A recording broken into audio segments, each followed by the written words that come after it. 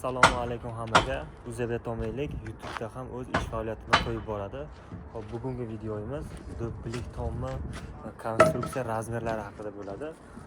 Hop, birinchi navbatda biza vagonimizni tiklayotganimizda sarrobimiz, ya'ni balandligi necha metr qochishligi haqida bo'ladi.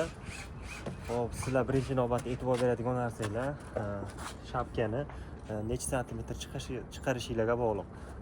60 chiqaradigan bo'lsanglar, hop, slifni labovoyidan tortilarda stoykamizni xuddi shu joyigacha bir un qochirib turib, labovoydan razmer chiqarishinglar qanchaligi ahamiyatsiz, 80 mi, 70 mi, 60 mi.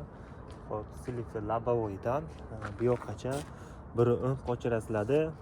Keyin parapetda balandligiga ham bitta e'tibor berasizlar. Hamma joyda har xil bo'ladi.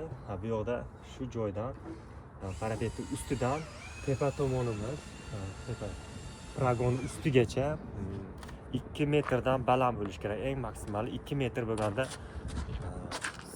tunuka rasxodi 220 bo'ladi. Agar 2 metr ko'tarsangiz, undan balandroq ko'tarish ehtimoli ham bo'ladi, chiroyliroq chiqish uchun.